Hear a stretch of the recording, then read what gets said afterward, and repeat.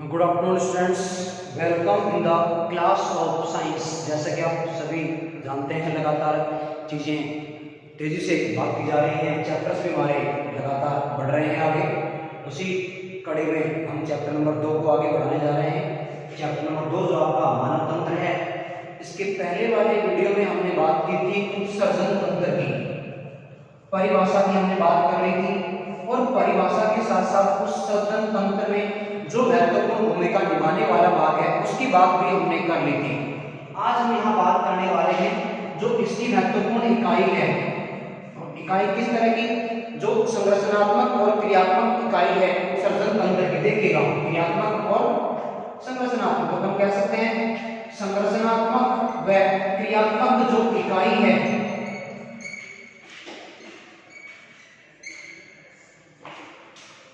उसकी हम बात करने जा रहे हैं। वो आपकी संरचना है नेफ्रॉन।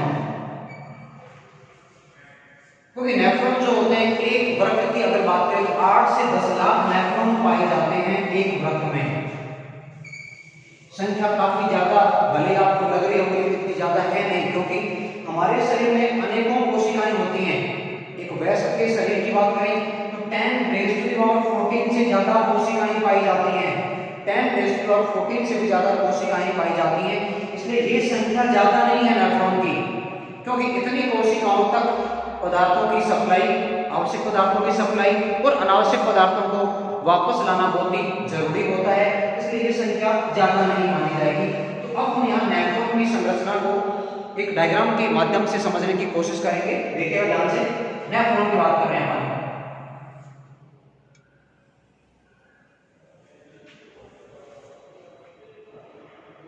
ये एक डायग्राम आपके सामने आया है नेफ्रॉन का, देखिएगा ध्यान से।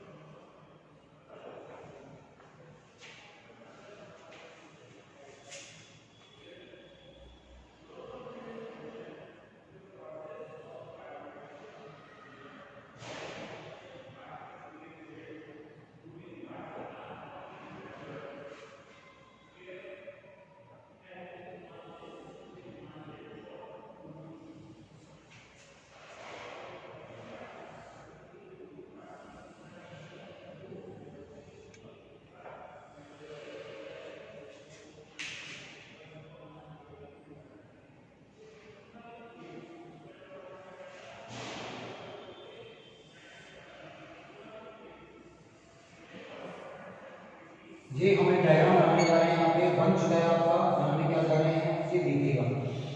ये डायग्राम हो गया नेफ्रॉन का। अब इस नेफ्रॉन में कुछ संरचनाएं आपको दिखाई दे रही, नाम भी इनका हम यहाँ अब लिखने जा रहे हैं। एक सिंपल डायग्राम है नेफ्रॉन का।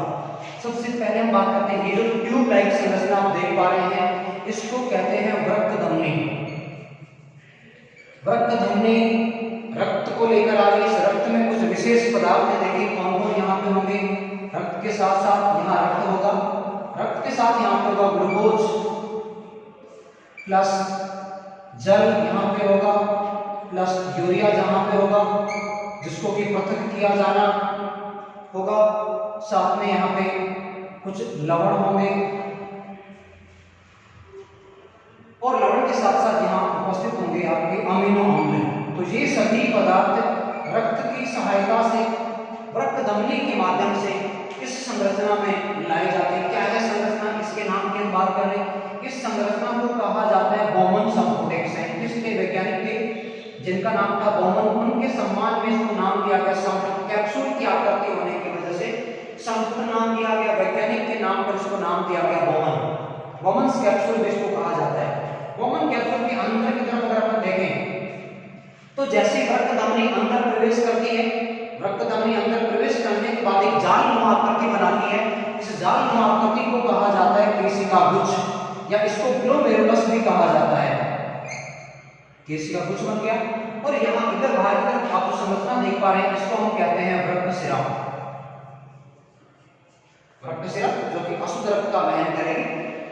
अच्छा, यहाँ पे देखिए दो प्रकार की धमनियां और पाई जाती हैं। आने वाली को कहते हैं अतिवाही धमनी और जाने वाली को अपन कह सकते हैं अपवाही धमनी। आप फिलहाल इतना याद रखें यहाँ पे कि वृक्क धमनी बौमन संपुट में प्रवेश करने के बाद अत्यधिक कुंडलित हो जाती है, जालनुमा हो जाती है और इस जालनुमा आकृति को कहा जाता है केशिका गुच्छ। इस केशिका गुच्छ के कारण ही यहाँ पे अत्यधिक दबाव उत्पन्न होता है और इस दबाव के कारण जो पदार्थ होते हैं वो छनकर बौमन संपुट की गुहा में आ जाते हैं। अब छने हुए पदार्थों को कहा जाता है निस्यंदन या निस्यंद इसको कहा जाता है। इसको हम कहते हैं निस्यंद, जो कि छने हुए पदार्थ है। अब निस्यंद बनने के बाद क्या होगा, निस्यंद आगे की तरफ प्रवेश करेंगे। सबसे पहला भाग जो आप देख पा रहे हैं नलिका का भाग है, इसको कहा जाता है पीसीटी। पीसीटी हिंदी में कहते हैं समीपस्थ कुंडलित नलिका, प्रॉक्सिमल कॉन्वोल्यूटेड ट्यूब्यूल, जिसको हम कहते हैं समीपस्थ कुंडलित नलिका। समीपस्थ कुंडलित जो नलिका है इसमें निस्यंद के अधिकांश भाग का अवशोषण कर लिया जाता है। ध्यान दीजिएगा, हम यहाँ क्रियाविधि के साथ साथ लेके चल रहे हैं। तो निस्यंदन हो चुका है यानी फिल्ट्रेशन हो चुका है। इस प्रोसेस को नाम दिया जाता है परानिस्यंदन, यानी छनने की जो प्रक्रिया है इस छनने की प्रक्रिया को नाम दिया जाता है परानिस्यंदन, जो कि मूत्र निर्माण का प्रथम चरण माना जाता है। परानिस्यंदन मूत्र निर्माण का प्रथम चरण। ध्यान दीजिए, हम क्रियाविधि साथ साथ लेके चल रहे हैं, इससे ज्यादा बेटर हमें समझ में आएगा। हम यहाँ बात कर रहे हैं कि मूत्र निर्माण की जो क्रियाविधि है वो किस प्रकार से हो रही है। तो पहला चरण आ गया परानिस्यंदन। फिर से देखिएगा, केशिका गुच्छ में वृक्क धमनी के द्वारा बहुत सारे पदार्थों को लाया जा रहा है। ये पदार्थ आपके सामने दिख रहे हैं आपको। इन सभी पदार्थों में से कुछ पदार्थ आवश्यक है, लेकिन एक यूरिया ऐसा पदार्थ है जो अनावश्यक है, जिसको कि शरीर से बाहर निकाला जाएगा, यानी रक्त से पृथक किया जाएगा। इसका मतलब एक चीज यहाँ पे स्पष्ट हो जाती है कि यूरिया को रक्त से पृथक करने का कार्य वृक्क द्वारा किया जाता है। वृक्क में विशेष संरचना नेफ्रॉन के द्वारा ही कार्य किया जाता है। जैसा कि आप देख पा रहे हैं प्रथम चरण आपका यहाँ पूरा हो गया। अगला चरण अपन लेने वाले हैं जो कि पीसीटी समीपस्थ कुंडलित नलिका में होगा। तो यहाँ पे क्या होने वाला है, पुनरावशोषण। पुनरावशोषण की प्रक्रिया में क्या होगा, देखिए पुनः अवशोषण। पुनः क्यों कहा जा रहा है, क्योंकि दोबारा यहाँ अवशोषण हो रहा है। पहली बार कहाँ हुआ, पहली बार अवशोषण हुआ था छोटी आंत में, किसके माध्यम से, सूक्ष्म अंकुर पाए जाते हैं, विलाई पाए जाते हैं छोटी आंत में, तो सबसे पहले अवशोषण करते हैं पाचन भोजन का। यहाँ दूसरी बार होने के कारण नाम दिया गया पुनरावशोषण। ओके, पीसीटी जहां पर कि अधिकांश भाग का अवशोषण कर लिया जाता है। इस बात ये जो संरचना आप देख पा रहे हैं, हालांकि यहाँ पे आप देखेंगे बाद में कुछ और भी संरचनाएं, इस तरह की संरचनाएं भी यहाँ बन जाती हैं जो कि रक्त जागर कहलाती है। इस यू आकृति की नलिका को कहा जाता है हेनले लूप। हेनले एक वैज्ञानिक का नाम है और हेनले लूप में सबसे ज्यादा मात्रा में जल का अवशोषण किया जाता है। यू शेप जो नलिका आप देख पा रहे हैं, इस यू शेप नलिका को हेनले लूप कहा जाता है और इसमें सर्वाधिक मात्रा में जल का अवशोषण किया जाता है। अगला जो भाग आता है नेफ्रॉन का, वो है डीसीटी। डीसीटी पास वाली थी समीपस्थ, तो दूर वाली कौन होगी, दूरस्थ कुंडलित नलिका। इसको कहा जाता है दूरस्थ कुंडलित नलिका, जिसमें कि लवण तथा कुछ मात्रा में जो आवश्यक पदार्थ हैं उनका अवशोषण कर लिया जाता है। अब आप समझ सकते हैं कि केवल यूरिया और कुछ मात्रा में जल यहाँ बचा हुआ है, जिसको कि इस संग्रह नलिका में लाके डाल दिया जाता है। ये आपकी है संग्रह नलिका। तो संग्रह नलिका में आ जाएगा आपका यूरिया और जल, तो यहां चलेगा यूरिया, साथ में होगा जल। अब ये जो संग्रह नलिका है, ये संग्रह नलिका दोनों ओर के वृक्कों में खुलती। ध्यान दीजिए, केवल एक नेफ्रॉन नहीं है, ये क्रियाविधि सेम टू सेम क्रियाविधि आपके 8 से 10 लाख नेफ्रॉन्स में एक साथ चल रही है। तो सारे नेफ्रॉन एक साथ आपके वृक्क वाले भाग में खुलते हैं। वृक्क से मूत्र वाहिनी के द्वारा मूत्र को, अब मूत्र बन चुका है, मूत्र वाहिनी के द्वारा मूत्र को मूत्राशय में लाया जाता है। मूत्राशय से मूत्र मार्ग की सहायता से मूत्र को शरीर से बाहर निष्कासित कर दिया जाता है। यानी अगर हम बात करें मूत्र की, तो मूत्र में क्या होगा, मूत्र में यूरिया होगा, साथ में जल होगा, जल के साथ में लवण भी होंगे, और यहाँ यूरोक्रोम एक वर्णक है जो कि मूत्र को हल्का पीला रंग प्रदान करता है। यूरोक्रोम वर्णक भी यहाँ पे होगा। क्रिएटिनिन भी यहाँ प्रेजेंट होता है। तो ये सभी पदार्थ जो है मूत्र में प्रेजेंट है, मूत्र में उपस्थित होते हैं। मात्रा की बात करें, प्रतिदिन एक स्वस्थ व्यक्ति के द्वारा 1 से 1.5 लीटर मूत्र का त्याग किया जाता है। एक सामान्य और स्वस्थ व्यक्ति के द्वारा 1 से 1.5 लीटर मूत्र का त्याग किया जाता है। लेकिन अगर हम पेय पदार्थों का इस्तेमाल या तरल पदार्थों का ज्यादा इस्तेमाल करेंगे तो मूत्र उत्सर्जन की जो मात्रा है इससे बढ़कर ज्यादा हो जाती है। इसी तरह से जो रोगी मधुमेह से ग्रसित हैं, मधुमेह से ग्रसित रोगियों में भी मूत्र की मात्रा इस प्रस्तावित मात्रा से अधिक पाई जाती है।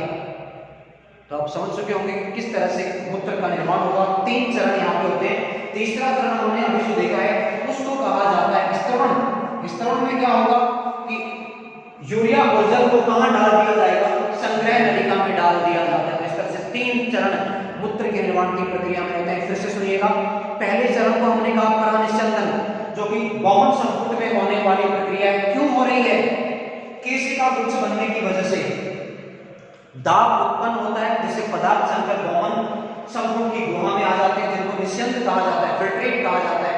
ये फिल्ट्रेट आगे की ओर प्रवेश करेगा पीसीटी हैंडलो और डीसीटी के माध्यम से, जहां पर आवश्यक पदार्थों का अवशोषण कर लिया जाता है। अनावश्यक पदार्थों में केवल यूरिया है, कुछ मात्रा में जल के साथ यूरिया बचा रहेगा, जिसको कि अंत में संग्रह नलिका में डालकर और अंतिम रूप से वृक्कों में पहुंचा दिया जाता है।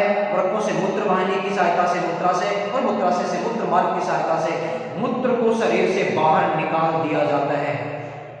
तो आज हमने उत्सर्जन तंत्र को पूरा कर लिया है। कल के वीडियो में अगले तंत्र को लेकर कोशिश करेंगे उसको समाप्त करने की। चैप्टर काफी लंबा है आपका, आप चैप्टर के साथ बने रहें। जो भी आपको डाउट्स आ रहे हैं उनको आप मुझे शेयर कर सकते हैं व्हाट्सएप पे, हम उनकी सॉल्यूशन निकालने की डेफिनेटली कोशिश करेंगे।